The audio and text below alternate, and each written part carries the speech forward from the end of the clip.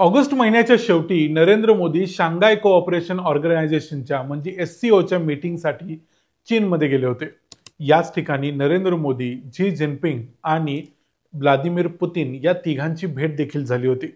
या मीटिंगला जाण्याच्या अगोदर नरेंद्र मोदी असं म्हणाले होते की मला व्यक्तिगतरित्या जर किंमत चुकवावी लागली तरी चालेल, पण तरीही भारत कुठल्याही देशासमोर कॉम्प्रोमाइज करणार नाही। त्याने असं म्हणण्याचं कारण होतं जे डोनाल्ड ट्रम्प यांनी टॅरिफ लावले होते भारतावर त्याच्या अगेन्स्ट नरेंद्र मोदींनी हे स्टेटमेंट दिलं होतं।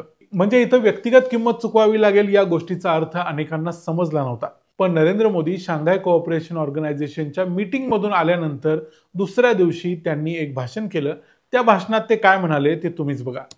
कल रात ही मैं जापान और चीन की यात्रा करके वापस लौटा हूं।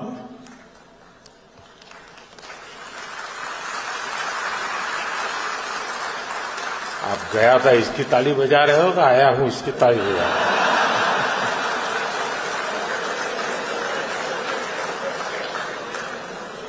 या भाषणामध्ये नरेंद्र मोदी हे सांगायचा प्रयत्न करतायत का की त्यांच्या जीवाला धोका होता?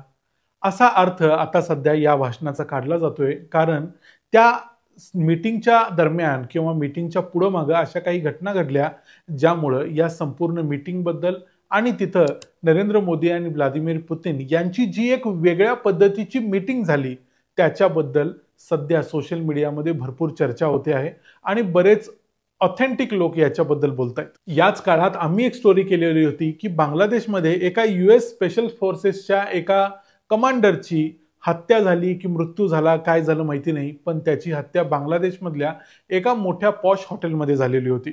त्याच्याबद्दल देखील बोलूया। या सगळ्या घटनांचा एकमेकांशी कसा एक संबंध लागतो आणि त्यामुळे नरेंद्र मोदींच्या जीवाला धोका होता का? नरेंद्र मोदी भारतात नसताना भारतात कोणत्या तरी प्रकारचं एक आंदोलन होण्याची शक्यता होती का?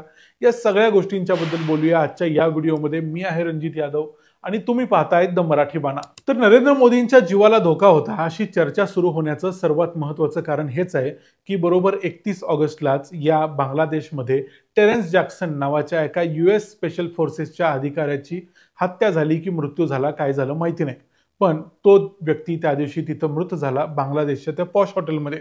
त्याच वेळी नरेंद्र मोदी आणि व्लादिमीर पुतिन यांची त्याच दिवशी जी मीटिंग झाली ती एका कारमध्ये झाली।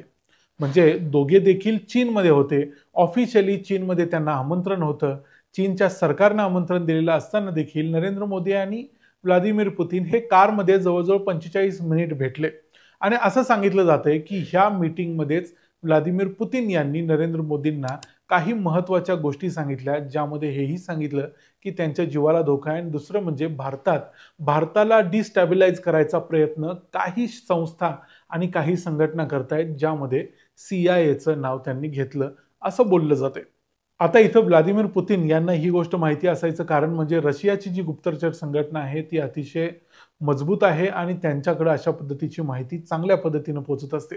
व्लादिमीर पुतिन हे स्वतः एक KGBचे एजंट होते। त्यांनी आपल्या आयुष्यातली अनेक वर्ष अंडर कव्हर काढलेली आहेत, त्यामुळे त्यांना या गोष्टीची कल्पना होती की एकतर दोघांच्याही जीवाला धोका असू शकतो, पुतिन यांच्या जीवाला धोका असू शकतो, नरेंद्र मोदी यांच्या जीवाला धोका असू शकतो जरी भूमी चायनाची असली तरी।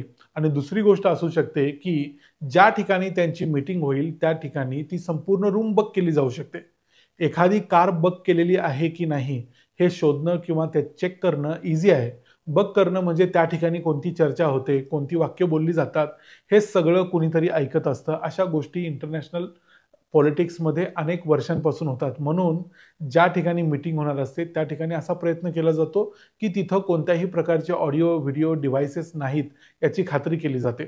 आणि याची खात्री नसल्यामुळं किंवा इतर अनेक गोष्टी असल्यामुळं या दोघांची 45 मिनिटांची मीटिंग कारमध्ये झाली। आणि दुसरी गोष्ट म्हणजे असं बोललं जाते की त्याच दिवशी रशियन गुप्तचर संघटना आणि भारताची रॉ आणि इतर काही इंटरेस्टेड प्लेयर्स या सर्वांनी मिळून टेरेन्स जॅक्सनची हत्या केली बांगलादेशमध्ये त्या हॉटेलमध्ये। ह्या गोष्टीमध्ये कोणत्याही प्रकारचं ऑफिशियल न्यूज किंवा रिपोर्ट असा नसला तरी अशा पद्धतीच्या घटनांचे रिपोर्ट्स कधी बनत नसतातच। फक्त या गोष्टींचं टायमिंग काय होतं त्याच्यावरूनच असा अर्थ काढला जातोय।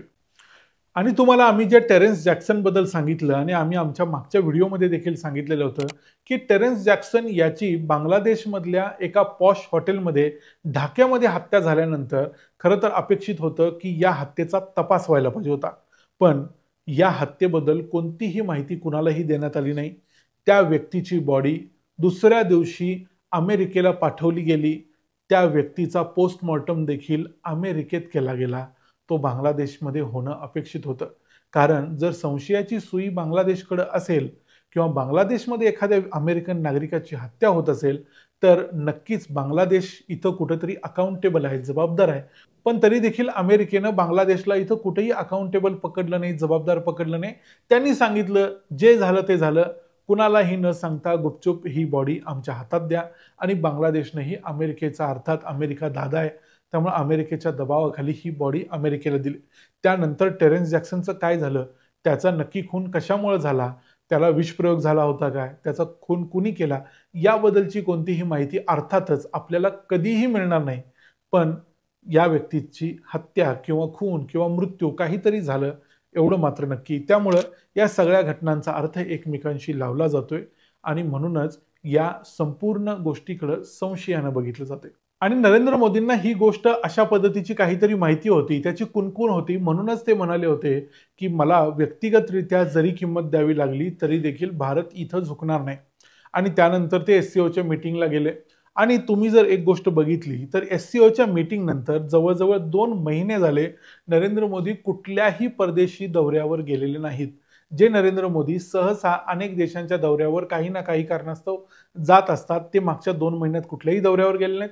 आणि महत्त्वाची गोष्ट म्हणजे त्यांना स्वतः डोनाल्ड ट्रम्प यांनी इजिप्तमध्ये बोलावलं होतं. ज्यावेळेला गाझा पीस प्लॅन संमत झाला त्यावेळी तिथं अनेक मुस्लिम राष्ट्र आलेली होती. स्वतः डोनाल्ड ट्रम्प यांनी त्यांना नरेंद्र मोदींना तिथं बोलावलेलं होतं, पण तरी देखील नरेंद्र मोदींनी सांगितलं की मी येऊ शकत नाही. त्यांच्या काही इतर कमिटमेंट्स होत्या. आता देखील आशियानच्या मीटिंगमध्ये नरेंद्र मोदी जाणार होते, पण आता नरेंद्र मोदींनी सांगितलं की मी व्हर्च्युअली ती मीटिंग अटेंड करणार आहे आणि त्या जागी माझ्याऐवजी S जयशंकर त्या मीटिंगला अटेंड करतील.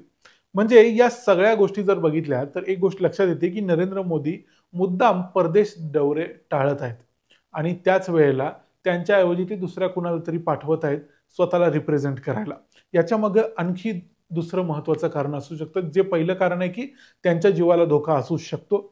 दुसरे कारण असं आहे की त्यांच्या अनुपस्थितीत भारतात एखादं जेन झी आंदोलन होऊ शकतं, ज्यामुळे भारताला डिस्टेबलाइज केलं जाऊ शकतं असं सध्या बोललं जाते.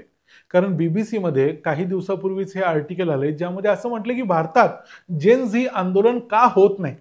आणि त्यामध्ये BBCचं जे आर्टिकल ज्यांनी कोणी लिहिलंय त्यानं अशा पद्धतीचा अर्थ लावायचा प्रयत्न केलाय की भारतात अशा प्रकारचं जेन झी आंदोलन होत नाही, कारण भारत अनेक धर्मामध्ये, अनेक भाषांमध्ये विभागला गेलेला आहे.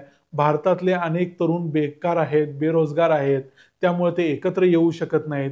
भारतातले लोक डेटामध्ये किंवा सोशल मीडियामध्ये गुंतलेले आहेत, त्यामुळे ते एकत्र येऊन अशा प्रकारचं आंदोलन करू शकत नाहीत. पण इथं असंही कुठं अर्थ काढायचा प्रयत्न केलेला नाही की भारतामध्ये भारतातल्या तरुणांना जी भारतात ज्या प्रकारची स्टॅबिलिटी आहे ती स्टॅबिलिटी पाहिजे म्हणून इथले लोक आंदोलन करत नाहीत असा अर्थ काढायचा प्रयत्न केलेला नाही.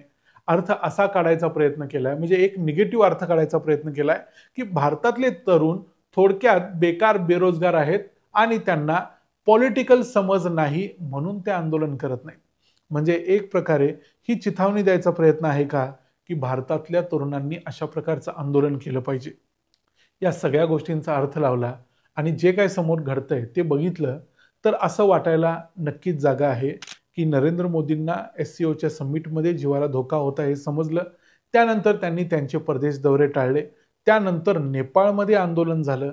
त्यानंतर बांगलादेशमध्ये अनेक घटना घडल्या. असं बोललं जातंय की बांगलादेशमध्ये मागच्या 2 दिवसापूर्वी एका ISI एजंटची हत्या देखील झालेली आहे. याच्याबद्दलची देखील ऑफिशियल न्यूज कुठेही असणार नाही, असू शकत नाही. पण या सगळ्या गोष्टी एकानंतर एक घडतायत आणि बांगलादेश हा पूर्णपणे आता पाकिस्तानच्या गळाला लागलेला आहे. या सगळ्या गोष्टी पाहिल्यानंतर तुम्हाला या संपूर्ण मुद्द्यावर काय वाटतं ते आम्हाला कमेंट्समध्ये सांगा. आणि व्हिडिओ आवडला असेल तर व्हिडिओला लाईक करा, चॅनलला सबस्क्राईब करा. पुन्हा भेटू पुढच्या व्हिडिओमध्ये. तोपर्यंत पाहत राहा द मराठी बाणा. जय हिंद, जय महाराष्ट्र.